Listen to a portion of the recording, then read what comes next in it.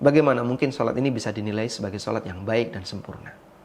Apalagi ketika orang menggunakan atribut partai yang ada gambar calegnya, itu kadang calegnya perempuan yang nggak pakai jilbab, dibawa masuk ke masjid, terbuka auratnya. Open Mic ANB. Ustadz, apa hukumnya kalau orang sholat itu cuman pakai kaos?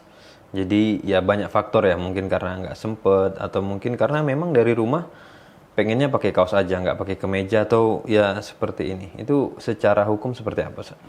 Alhamdulillah, wassalatu wassalamu ala rasulillah. Kita diajarkan sebuah adab oleh Allah Ta'ala dalam Al-Quran ketika mau ke masjid. Allah Subhanahu wa Ta'ala berfirman, Ya Bani Adam, khudhu zinatakum inda kulli masjidin. Wahai Bani Adam, gunakanlah perhiasan kalian. Dan yang dimaksud zina di sini adalah zina dalam bentuk libas, dalam bentuk pakaian.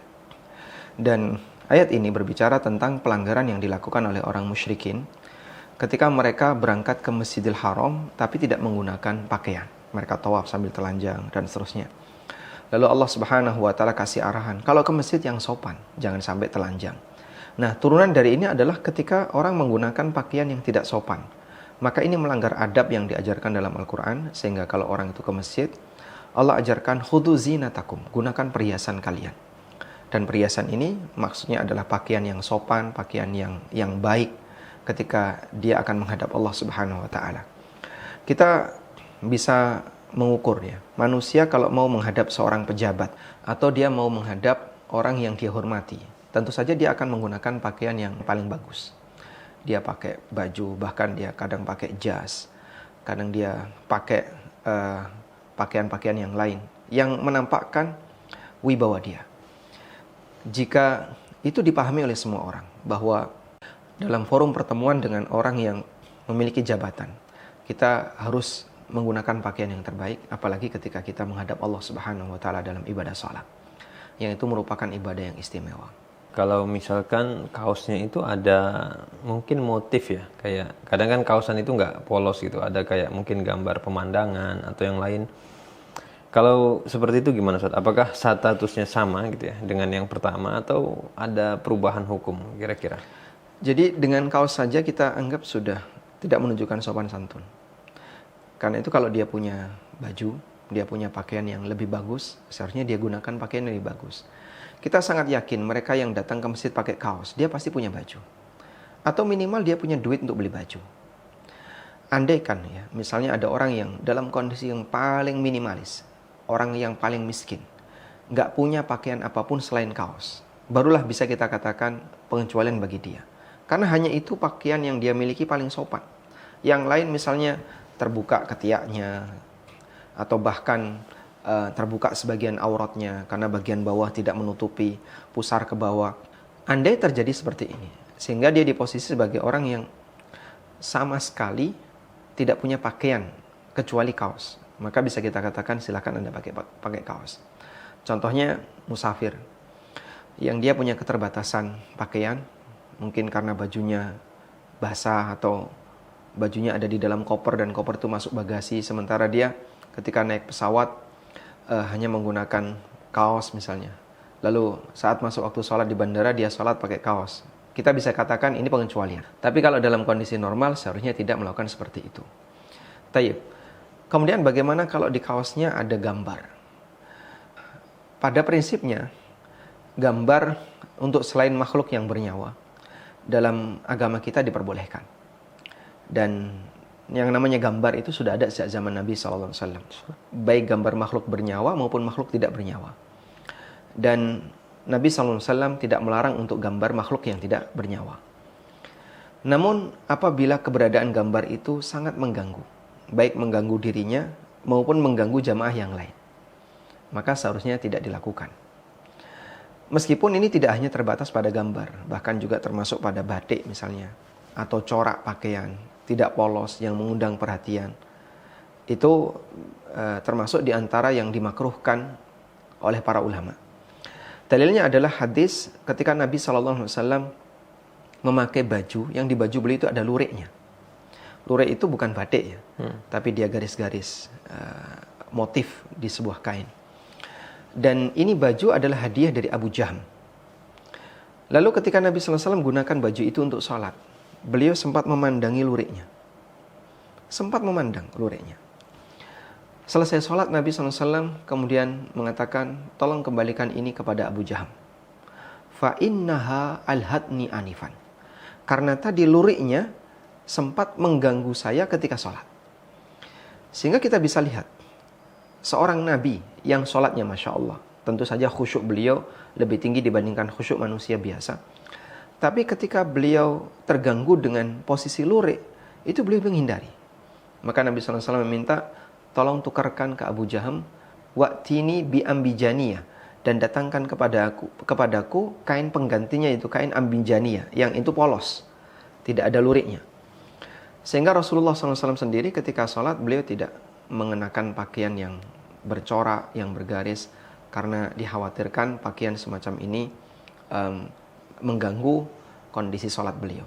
Apalagi gambar pemandangan atau gambar yang menarik untuk dilihat orang, ya, seharusnya itu dihindari. Nah, Kalau gini Ustaz, kalau misalkan kita ganti Ustaz, kaosnya mungkin nggak pemandangan gitu ya, tapi kayak belakangan ini kan lagi momen pemilu, itu beberapa paslon itu bagi-bagi kaos sebagai bentuk dukungan dan yang lain. Nah, kalau misalkan kita pas sholat itu pakai kaos yang ada gambar calon presiden, calon wakil presiden, atau mungkin ya calon legislatif dan yang lain. Nah, itu kira-kira gimana statusnya, apakah jadi haram atau tidak? Atau kalau misalkan tadi yang Ustadz permasalahkan kan kaosnya Ustadz, yang Ustadz bilang kurang sopan dan yang lain. Gimana kalau misalkan gambar caleg atau cawapres itu bukan di kaos Ustadz, tapi kalau tadi Ustadz bahasakan jas itu kan pakaian yang terhormat, pakaian yang sopan. Nah, cuman memang ya namanya dia atribut kampanye dan yang lain itu kan memang baik di depan ataupun di belakang itu sudah terpampang gitu. Kalau Ustadz permasalahkan kaosnya, ini saya nggak pakai kaos Ustadz. Saya pakai rompi, saya pakai jas. Cuman memang ada motif capres, ada gambar, capres. Ya, ada gambar caleg ya. Caleg atau capres, capres. Nah, kalau seperti itu gimana Ustadz? Apakah ada berubah hukum? Tadi kan Ustadz yang permasalahkan kaosnya. Ini nggak kaos Ustadz gitu. Itu gimana? Pertama, saya nggak tahu kalau secara aturan di negara kita ya. Mungkin bisa ditanyakan ke Bawaslu atau yang paham tentang aturan dalam pemilu. Sebenarnya membawa atribut partai atau gambar caleg, capres dan seterusnya, atribut pemilu ke masjid itu boleh nggak sih secara aturan? Kalau kemudian di negara kita mengatakan atau Bawaslu punya aturan, itu tidak boleh. Karena kita tidak boleh melibatkan kegiatan keagamaan untuk dukung kampanye misalnya. Ya mungkin kita bisa jadikan itu sebagai rujukan. Tapi kalau kita bicara secara syar'i, pertama yang perlu kita pahami bahwasanya hampir semua gambar caleg dan seterusnya untuk kampanye itu kan pasti melibatkan kepala ya. Pasti melibatkan kepala. Dan kita perlu paham bahwa gambar makhluk bernyawa intinya adalah pada kepalanya. Sampai ada pernyataan as-surah hiya ra'su. Inti dari gambar makhluk bernyawa itu adalah kepala. Sehingga ketika ada kepalanya, maka gambar itu dinilai sebagai gambar makhluk bernyawa. Nah, sekarang kita fokus pada pembahasan gambar makhluk bernyawa. Ada sebuah hadis riwayat Bukhari Muslim dari sahabat Abu Talhah. Nabi SAW pernah mengatakan, Innal malaikata la tadkhulu baitan fihi kalbun wala surah. Sesungguhnya para malaikat tidak akan memasuki rumah yang di situ ada anjing dan ada gambar. Dan malaikat yang dimaksud di sini adalah malaikat rahmat. Nah, kemudian dalam hadis yang lain dari Ibnu Umar radhiyallahu anhu yang diriwayatkan oleh Bukhari, Nabi SAW pernah mengatakan bahwa Jibril menyampaikan kepada beliau, Inna ma'syaral malaika la nadkhulu baitan fihi kalbun wala surah. Kami para malaikat tidak mau masuk rumah yang di dalamnya ada anjing dan ada gambar. Baik. Sekarang gambar apa yang dimaksud di sini? Karena di situ kalimatnya gambar. Apakah yang dimaksud adalah berhala? Ataukah yang dimaksud itu semua gambar makhluk bernyawa? Karena ada yang memahami as-surah di situ adalah berhala. Kalau bentuknya bukan berhala, dalam arti bukan patung 3 dimensi, tapi sebatas gambar 2 dimensi, boleh. Dan beberapa tokoh mungkin memfatwakan itu.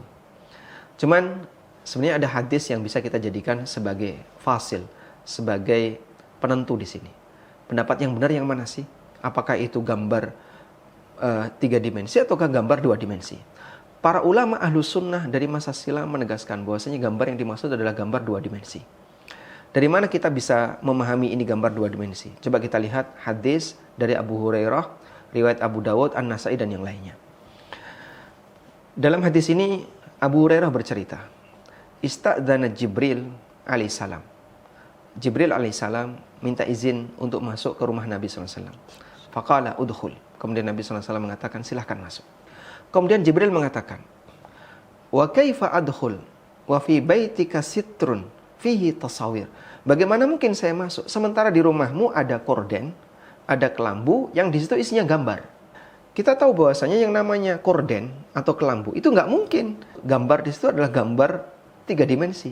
Berarti patungnya digantung dong. Tidak ada korden terus patungnya digantung kan nggak mungkin ya.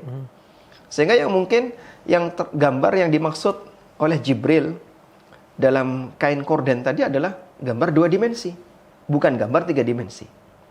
Maka anggapan yang mengatakan bahwasanya surah yang dilarang dalam hadis itu adalah gambar 3 dimensi, kita coba cocokkan dengan hadis ini. Jibril gak mau masuk karena di korden yang ada di dalam rumah Nabi SAW ada gambar. Kalimatnya gambar ya. Gambar itu 2 dimensi atau 3 dimensi? Apa mungkin gambar 3 dimensi ada di korden? Berarti patungnya dicentol no. Patungnya bergelantungan begitu. Kan tidak mungkin. Bahkan kita juga tidak bisa membayangkan bahwasanya gambar yang dimaksud di tirai tadi adalah gambar relief yang timbul. Kita juga nggak ngebayangin itu. Karena yang namanya tirai fungsinya untuk tutup dan dia ringan sehingga gambar yang dimaksud adalah gambar 2 dimensi. Lalu Jibril mengatakan, fa imma an tuqta'a ru'usuhum au tuqta'a. Ada 2 cara. Gambar itu harus dihapus kepalanya. Kalau bagian kepalanya dihapus, dihilangin, maka dibiarkan sisanya. Atau dia diinjek, sehingga dijadikan sebagai tempat-tempat yang berada di bawah, misalnya untuk keset dan seterusnya. Sehingga dalam posisi ini, jika kita memahami bahwa malaikat itu anti dengan yang namanya gambar, dan kita sholat itu dikatakan oleh Allah, bahwasanya sholat itu adalah masyhud, disaksikan. Sebagaimana firman Allah Subhanahu wa taala, "Inna Qur'anal fajri kana masyhuda." Sesungguhnya Quran di waktu fajar itu disaksikan. Maksudnya Quran di waktu fajar adalah salat subuh, disaksikan oleh para malaikat. Maka dalam posisi seperti ini, ketika ada orang melakukan sebuah kegiatan yang itu dihindari oleh malaikat, seharusnya tidak dia lakukan ketika salat. Salatmu itu butuh diterima oleh Allah, butuh dirahmati oleh Allah, tapi dalam waktu yang sama kalian mengusir malaikat rahmat. Bagaimana mungkin sholat ini bisa dinilai sebagai sholat yang baik dan sempurna? Apalagi ketika orang menggunakan atribut partai yang ada gambar calegnya, itu kadang calegnya perempuan yang nggak pakai jilbab, dibawa masuk ke masjid, terbuka auratnya. Bahkan kadang misalnya wajahnya misalnya menarik syahwat lelaki karena dia berdandan. Tentu saja suasana seperti ini tidak boleh untuk dibawa ke masjid. Ini adalah suasana-suasana maksiat yang tidak selayaknya untuk dipasang di masjid.